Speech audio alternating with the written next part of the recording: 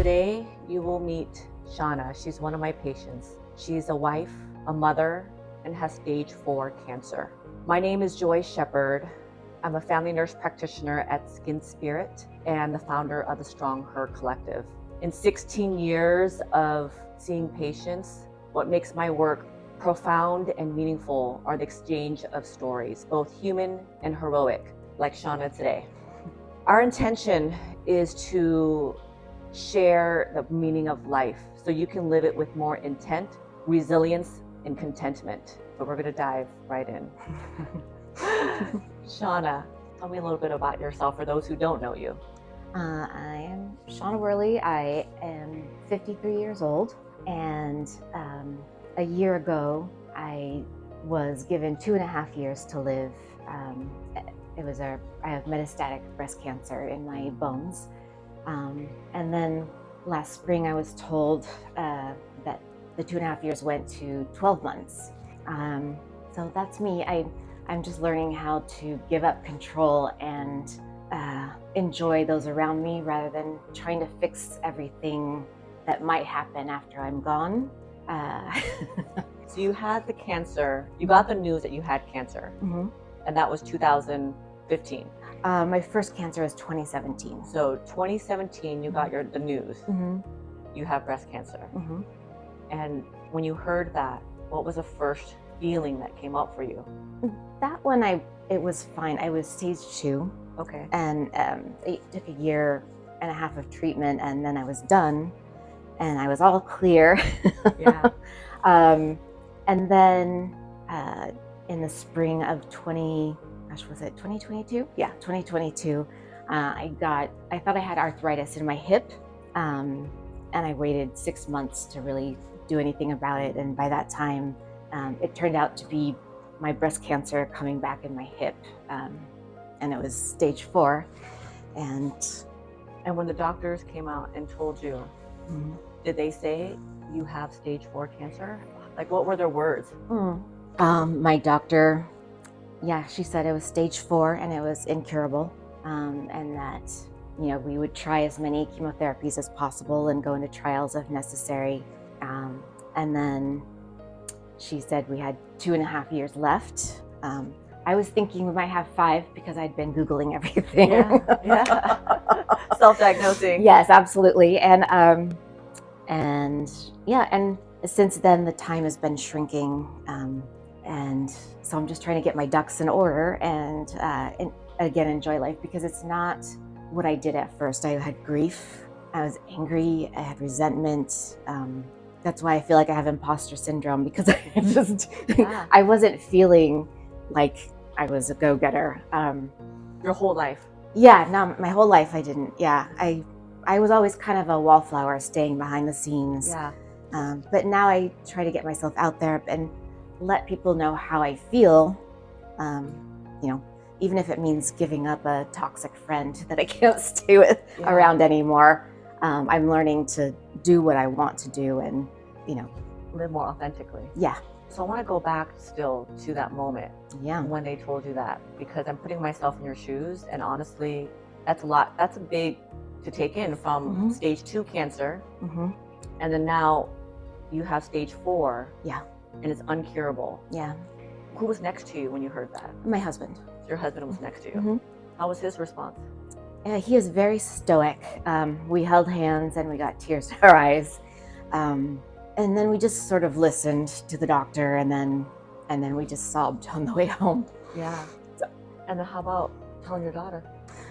Whew, that was a rough one. We were trying to wait until she started school, because she was going to South Korea with her best friend for a few weeks. And then we realized that she might find out from someone, not us. So basically, we called the family, the parents of who she was going with, and we asked that we drive her to the airport. So we've actually chased their Uber with her in the back seat, and I just... It's okay. This is okay. Take a moment. She knew right away. She knew. She could tell. She could tell by the way my husband had been acting. So, and then we sent her off on a plane. and Well- she had a great time. So, What were your words to her? that it was terminal and we had still 2.5 years to go. And so it had that much time, and now we don't. And how did she? What was the look on her face? She cried, she sobbed. It was hard because I can't imagine losing my mom. But she, she's a go-getter and she's been great. She asks me questions all the time about what it's like. Yeah. So For those who are listening, there's a lot of people, women in particular, that are afraid, terrified. I don't even think that gives out. Trying to find a deeper word. They're paralyzed, and it's debilitating to speak up, to say how we really feel. yeah. What would be your advice to someone that's listening right now? What step can they take to break that? That's a rough one because I'm 53 and I'm still learning.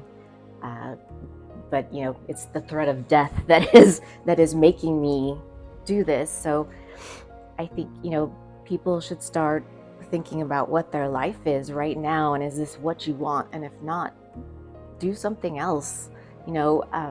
If there are people you don't like being around, don't be around them just because somebody else wants you to. Yeah. Do without hurting other people. You should make yourself happy, because if you can't be happy for yourself, you can't make anyone else happy. Yeah. True. Yeah. My question for you is, do you feel like your quality of life, because you've been more present, you've been able to just express how you feel, and just everything I can imagine feels more sacred? Do you look at life differently? Like, do things slow down? Do they speed up? Does it? How does it feel? It feels it's hard to say because you're so caught up with grief, and denial. I still don't feel like I'm going to die. The denial. The denial is very strong, but it's not so much that I don't think I'm going to die. I know that I am. Yeah. So I just, what do I think? It's a loaded question. It is a loaded question. Yes, it's a loaded question. I'd say you calling me up to do this made me really rethink everything. And so I feel like I've even grown, writing everything down and about how I feel. I haven't been great with my husband and daughter because I have been so caught up with making sure they're set up for when I'm gone. Yeah, rightfully so. Yeah. Rightfully so. Yeah, I understand it. It's hard because of that, I get stressed out, and so I spend a lot of time with my mom and my sister to de-stress, which makes me a much happier person when I come back to my daughter and my husband. Yeah. After I talked to you and I knew that you were going to die, that I can live a life more of purpose, truly. And I'm crying tears of joy because, like, seriously, you guys, I want everyone to hear this. Like, life is short. Life is so short. And it's so easy to take so many things for granted. And, I think we all have a purpose, but I want to make an impact. When you're gone, I want you to look down and go, there you go. Joy's doing her thing. She's helping people. And if I help people, they'll help people. It's a ripple effect. Yeah. It's just like a seed, and it grows and there's branches. And when I die, I want to be able to look back and be like, look, I left the world 1% better, 1% better. But I share all of that because it's from you sharing your story with me, Yeah. And it's not like we hung out after work, we yeah. didn't text each other in between appointments. And my point is that one human story can change so many lives that we don't realize. Because you shared with me something. I asked you one of your questions, like, what's your legacy? And I remember you wrote back, I don't know what my legacy is. And guess what? I think we're all guilty of not knowing what our legacy is. In my opinion, your legacy is just you. Yeah. It's simply you. Sharing your story. I think what we were talking about too with one of the biggest things that I've learned with this is well, two big things. One is I want to normalize dying because it's something people are so afraid of. Yes. You know? Let's talk about that, because Yeah. you said your whole life, unlike me, and again, there's no wrong or right, Mhm. you never thought about death. No. When who does? Yeah. You know, I think when my daughter was first born, I did, because, you know, you go through the whole life, death, birth thing, and you're so, you know, look at this baby. I don't ever want to leave my child. But going through this, people have such a hard time. Like, I go to the grocery store and I try to talk to people, or I'll catch someone staring at me, which is fine. But they always look away. You know, they don't know how to react. And and it's so sad because so many people go, you know, they're trying to just live their life and they know they look like this. And so I just want people to not be afraid to talk to us. Yeah. And Not to be afraid. How does it feel when you are at the grocery store and someone looks at you, kind of looks away? you know what I do now is I just I wait for them to look back up and I smile. You smile. So, yeah. And why do you smile to them? Because I want them to know it's okay, and it didn't bother me that they looked at me. You know, Yeah. that it's okay to stare, for me anyway. Yes. I know it's not that way for everyone. Yes. And I'm not just a sickly person trying to get around, you know. Yes. I think it's one thing I'm also grateful with my daughter is because she's been through this twice with me. Yeah. And Yeah. sorry. No, don't be. Okay. No, it's okay. If you need to let it out. But she knows how to react to people who are sick. You know, she's comfortable with it. It's comfortable. Yeah. One thing I did want to share about empathy that really struck me. I mean, we all know what empathy is. I read an article recently, and it was Bruce Willis's youngest daughter with Demi Moore. Mm-hmm. Her name is Tallulah, which is also my daughter's name. Oh. She when she was just hitting puberty, she thought her dad kept ignoring her because she'd walk into a room and say hi, and he wouldn't acknowledge her.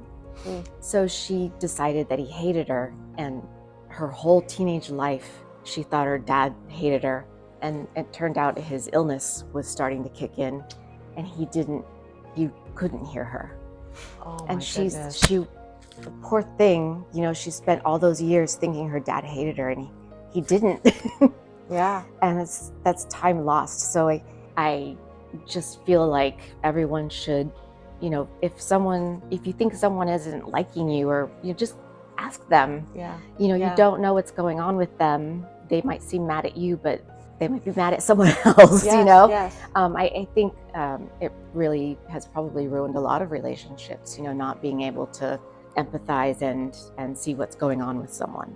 I can relate because I spent most of my life trying to find love in places and in things outside of me. Yeah.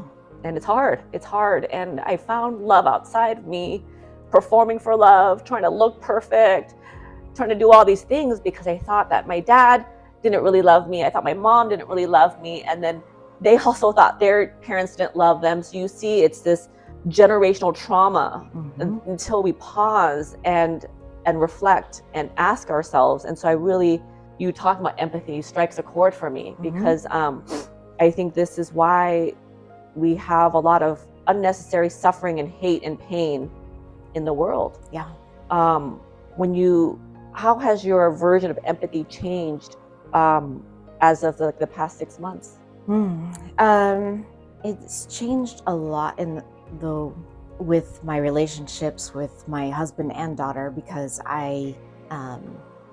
with all of my anxiety and the grief and the everything going on in my brain, you know, with my daughter, she was just about to turn 18, and you know, I was like, oh, I'm losing control of this, and I'm not going to be here for much longer. And what is she going to do when I'm gone?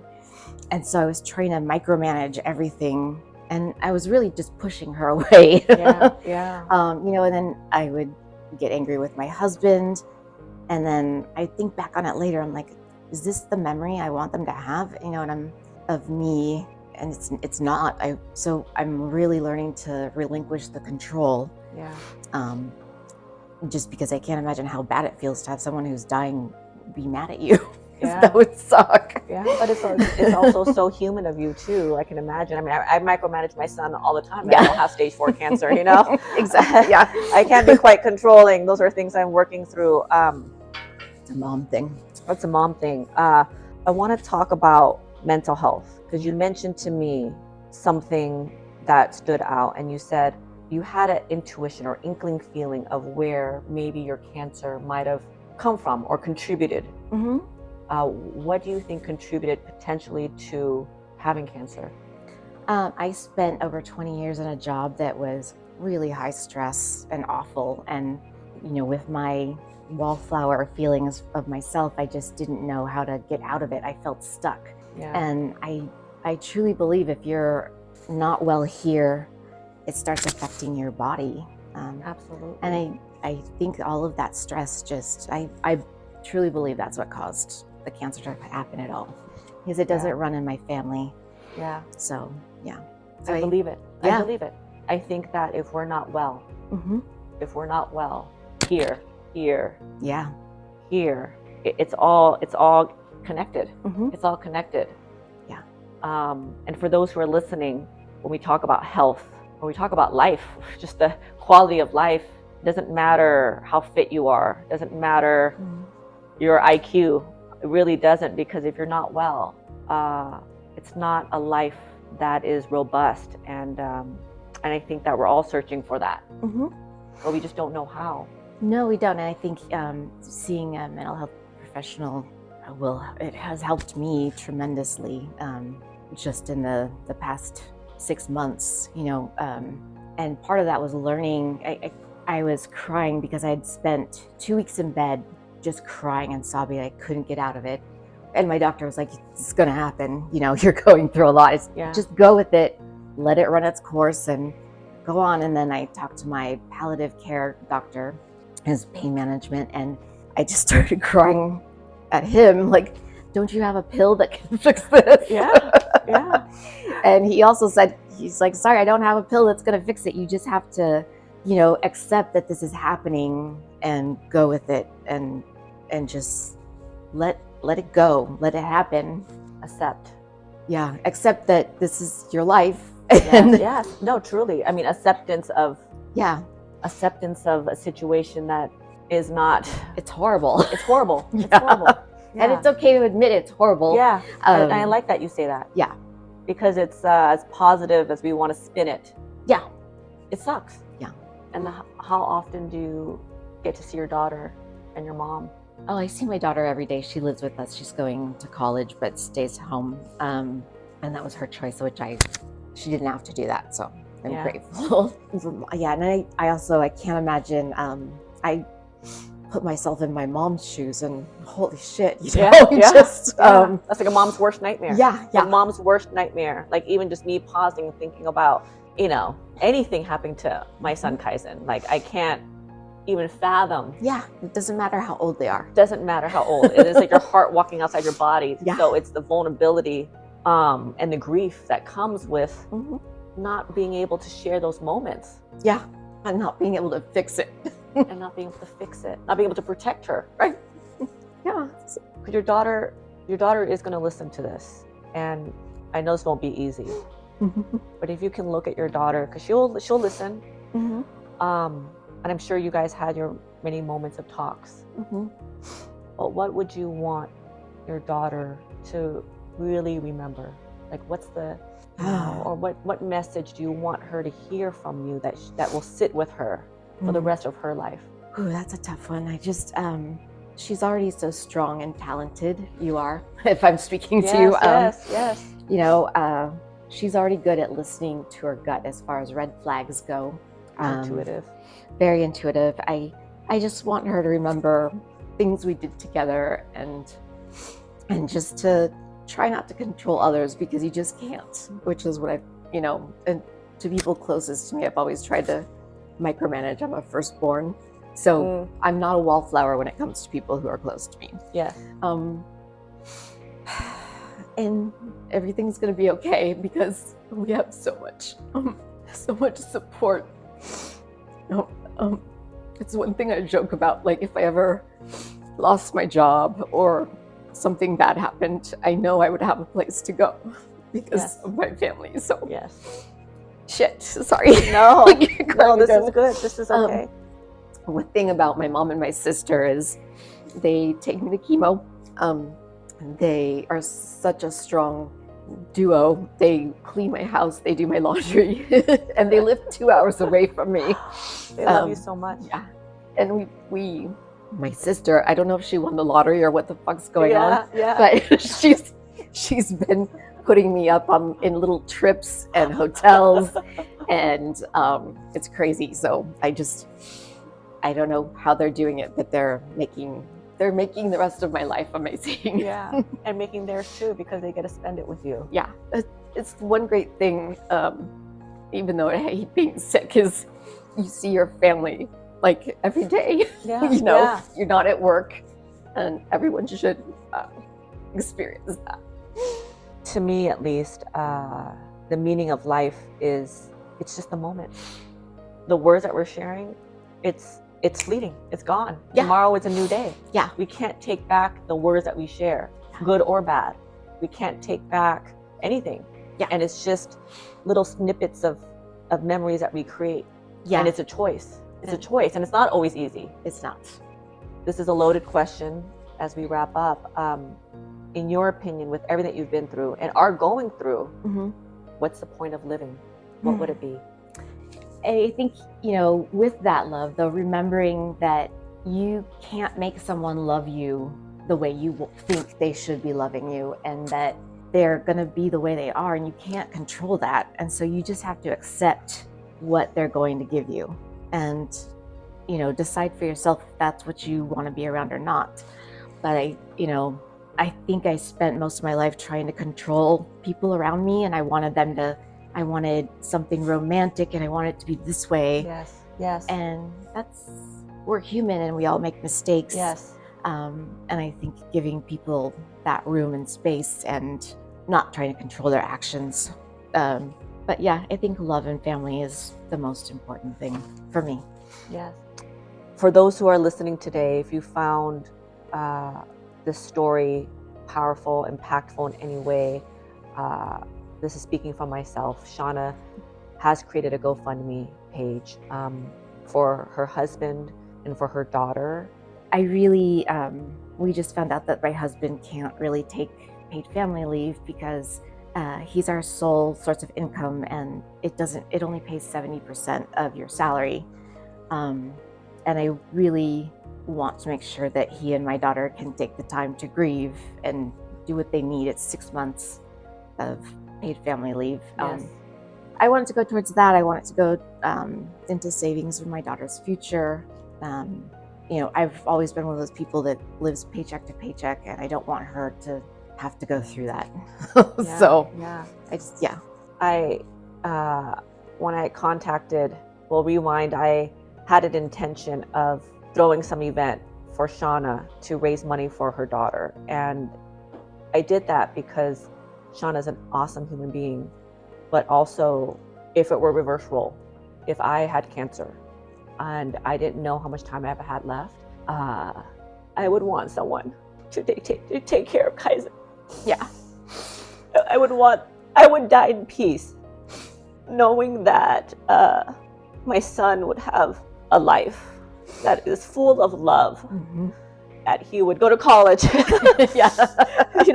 go to college and live a life of just live. And so when I had contacted Dr. Visnus, he's the medical director for Skin Spirit, and I literally just texted him and I said, the Strong Heart Collective is going to throw an event for Shawna. We're going to raise money. Can you help? And I don't know if you're like this, but I never ask for help. Usually I'm stubborn. I never do. The story I've told myself my whole life is I'll figure it out myself. Mhm. And asking for help of any sort is extremely vulnerable and very unfamiliar to me. And I'm working on that. And so to be able to have him just say, no problem. Like, we got you, we got her. Mhm. We'll blast this out. We don't want to make it about Skin Spirit. We want to raise money. Like, I think that moment made it feel like, you know, it's okay. It's okay to ask. It is okay. It's okay to ask. Mhm. And that we're all deserving of love and support. Mhm. And we don't have to do it alone. No. You know, we don't have to do it alone. And I do want Shawna's daughter to be able to have the resources financially so she can have the better opportunity. For your daughter that's listening, you know, I don't know if we're going to raise $1 million or not. Yeah. Okay. I don't know that many people. And for everyone listening, any contribution that you make will help. What would you want her to use the GoFundMe for? For school, you know, neither my husband and I went to college, so I really want that for her. And, you know, I want her to travel the world, Yeah. which is something I started late in life and I wish I hadn't. I wish I had started sooner. She's already getting there though. Yes. And she just, everyone has to stress because that's how you grow as a person. You have to want and need things to get anywhere. So I don't want a trust fund baby. Yes. I want there to be enough for her to be able to relax and not stress. She's already going through so much stress, you know, losing a parent. I just can't imagine. That's what I want. Yeah. Yeah. Thank you everyone for listening today. Thank you, Shawna. Thank you,